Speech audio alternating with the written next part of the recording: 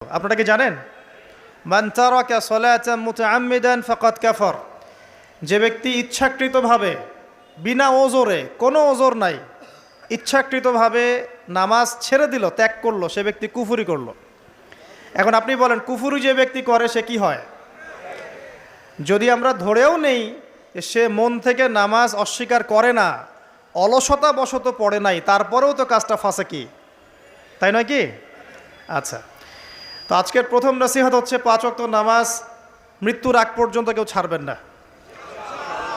আমার সাথে ওয়াদা করেন যে ইনশাআল্লাহ আগামী যতদিন বেঁচে থাকবো 5 ওয়াক্ত নামাজ জামাতে পড়ার চেষ্টা করব, যদি জামাত না পাই একা পড়ার চেষ্টা করব। আল্লাহ পাক তৌফিক দান করুন, আমিন। আজকে যদি এই কথাটাই শুধু বাসায় নিয়ে যেতে পারেন যে 5 ওয়াক্ত নামাজ আর জীবনে ছাড়বো না, আমাদের আজকের মাহফিল সফল।